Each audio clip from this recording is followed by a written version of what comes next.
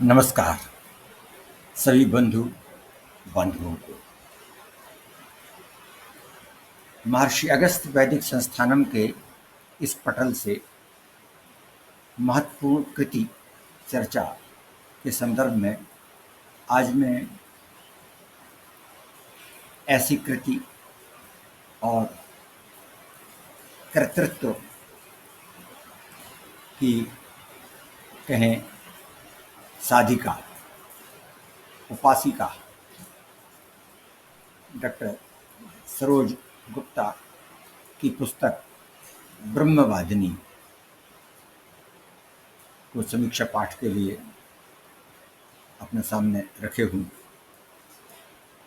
इस समीक्षा का पाठ करें इसके पहले यह उल्लेख बहुत आवश्यक है, उचित है सर्वथा, कि डॉक्टर सरोज गुप्ता को महर्षि अगस्त वैदिक संस्थान ने जून वर्ष 2022 में अगस्त अलंकरण से भी संविभूषित किया है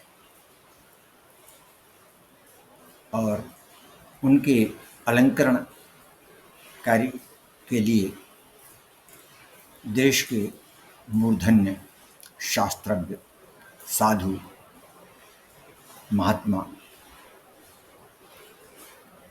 भागवत और रामायण कथाकार राजेंद्र दास जी देवाचार्य मौलिक पीठाधीश्वर स्वयं उपस्थित थे। बड़ा भव्य आयोजन था वह, जिसमें डॉक्टर सरोज गुप्ता सहित सभी उपस्थितों को उनका भव्य दिव्य आशीर्वाद भी प्राप्त हुआ था। डॉक्टर सरोज गुप्ता महामहेश्वर शैव भक्ति में संलीन हैं और इसके लिए उन्हें आचार्य दुर्गाचरण शुक्ल का आशीर्वाद भी प्राप्त हुआ है। आचार्य दुर्गाचरण शुक्ल दतिया के पीताम्बरा पीठ महाराज जी से आशीर्वादित हैं और इस प्रकार डॉक्टर सरोज गुप्ता इस शिव शाक्त परंपरा की प्रतिनिधि हैं, जीवंत। उन्होंने आचार्य दुर्गाचरण शुक्ल जी की प्रेरणा से यह ब्रह्मवादिनी काव्य कृति रची है। आचार्य डॉक्टर शुक्ल ने ब्रह्मवादिनी मंत्र भाष्य पुस्तक लिखी है और उसका अंग्रेजी अनुवाद महर्षि अगस्त वैदिक संस्थानम की ओर से हम लोगों ने प्रकाशित किया है। उसमें 28 ऋषिकाएँ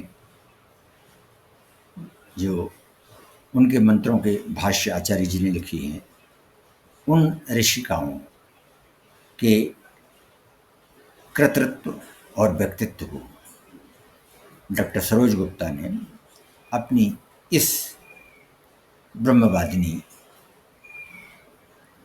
काव्य कृति में अपने विचार, विमर्श, अध्ययन और साधन के क्रम में संप्रस्तुत किया है। उसका असमीक्षा पाठ आज मैं प्रस्तुत कर रहा हूँ। यह पुस्तक GTS पब्लिकेशंस विजय पार्क दिल्ली से प्रकाशित हुई। इसका मूल्य 595 रुपये है। कृति ब्रह्मवादिनी, इसका हमारा शीर्षक था ब्रह्म का शब्द साक्षात्कार। ब्रह्म का शब्द साक्षात्कार। सदा ही बहुआयामी व्याप्ति में सन्नद्ध सरोज गुप्ता द्वारा ज्ञान की अंतिम पराकाष्ठा में समीक्ष कृति द्वारा प्रकट इतने सीमित समय में इतना गहरा प्रवेश किसी को भी चमत्कृत करने के लिए पर्याप्त है। सरोज का कहना है कि कोरोना काल में समय के विस्तार ने उन्हें असुविधा दी, किंतु यह भी सर्वज्ञात है कि वे इस समय अपने एक बृहत्तर प्रकल्प लोक और वेद के अभिनव आचार्य पंडित दुर्गाचरण शुक्ल के अभिनंदन ग्रंथ संपादन में लगी हुई थी। यह भी अच्छा सुयोग था कि श्री शुक्ल के लगातार संपर्क से उन्हें आचार्य वर्ग के ब्रह्मवादिनी वेद मंत्र भाष्य के अध्ययन और मनन का सुयोग मिला, किंतु निगम और आगम के गहन पारिभाषिक सूत्रों और अनुभव सापेक्ष सुस्पष्ट संकेतों के बिना यह रचना असंभव प्राय ही होती। किंतु इस कृति को पढ़कर इस पर अपनी समीक्षा पूर्व ही डॉक्टर सरोज को मैं प्रभूत बधाई देता हूँ। स्पष्ट है आचार्य शुक्ल की उक्त पुस्तक में जिन 29 वैदिक ऋषिकाओं के मंत्रों के शास्त्रीय प्रतीकार्थी और लोकसम्मत अर्थ प्रदान किए गए हैं, सरोज ने उन्हें अपने चिंतन और साक्षात्कार का आधार बनाया है। इस पुस्तक के साथ ही शुक्ल जी की इस पुस्तक का मेरे द्वारा किया गया अंग्रेजी अनुवाद भी छपा है। अतः यह भी स्पष्ट ही है कि अपनी रुचि और अध्ययन के आधार पर इस कृति के समालोचन की मेरी स्वाभाविक स्थिति और प्रवृत्ति है।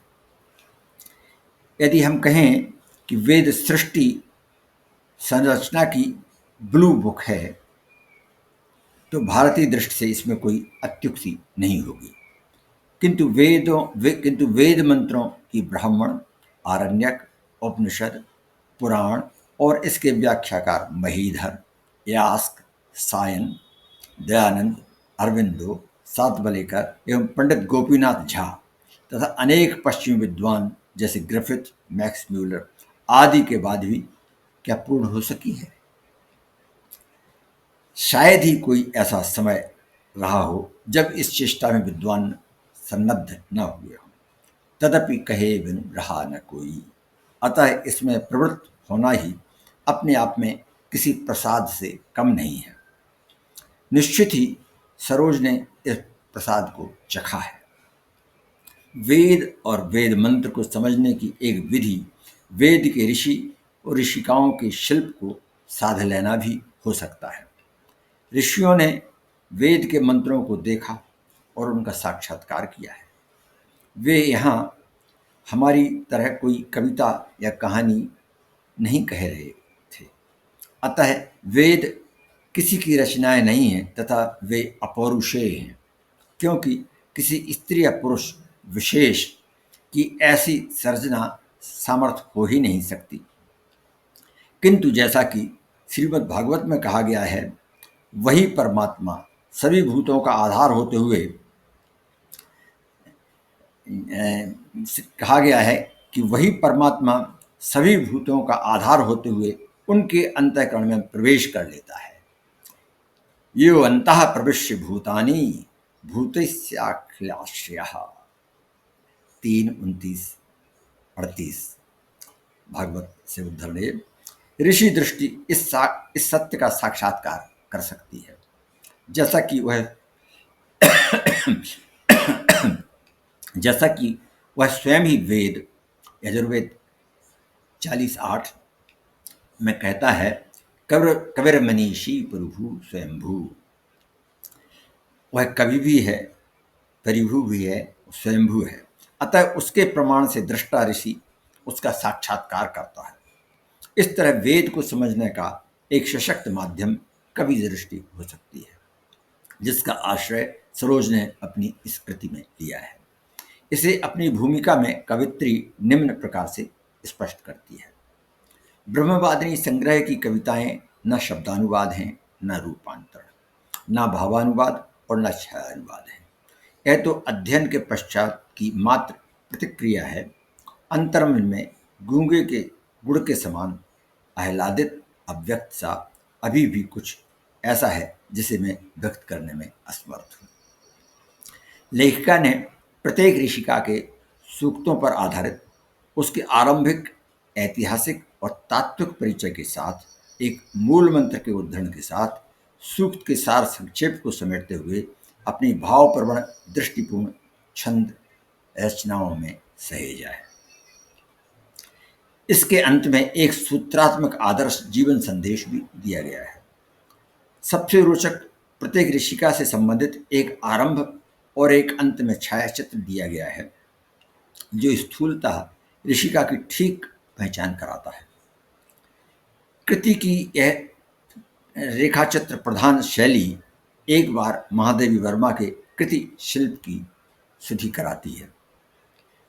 निश्चित ही वेद के सूक्तों और ऋचाओं के पूर्व में अनेक शाह अनुवाद हुए हैं तथा इनसे प्रेरणा लेते हुए छंद रचनाएं भी की गई हैं।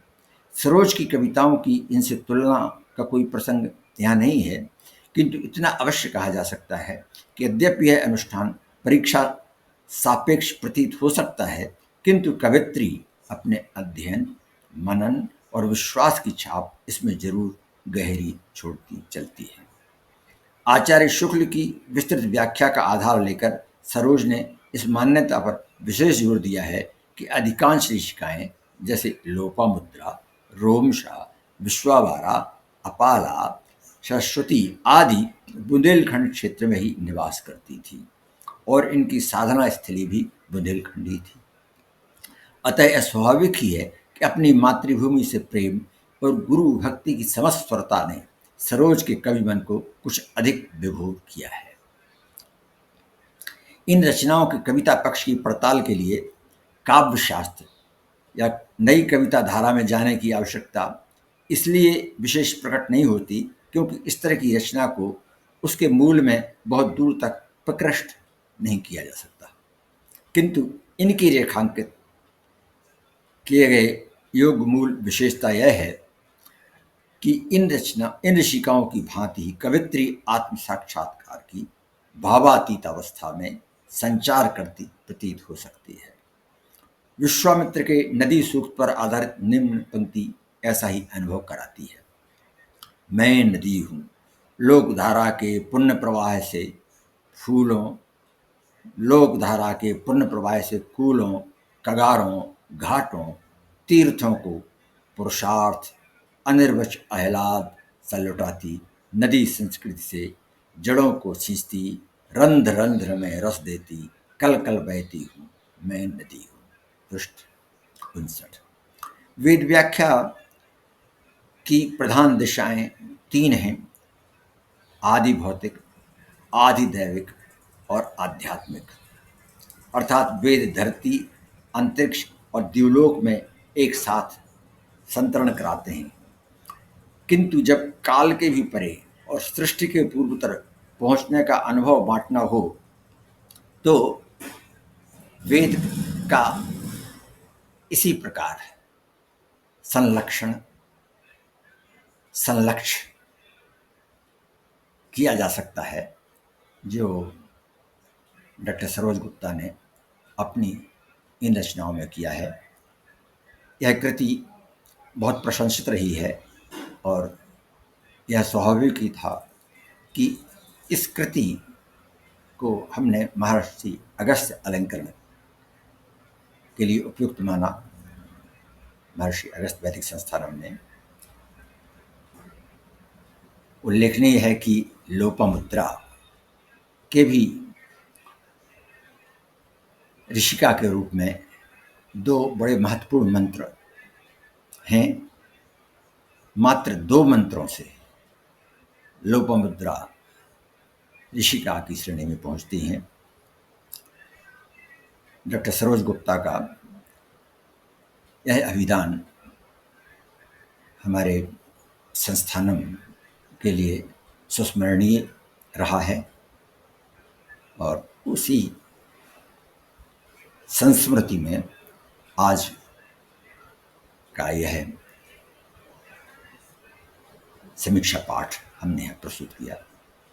आप सब में जिन्होंने भी इसे सुना उन सबको बहुत बहुत धन्यवाद देता हूँ। नमस्कार।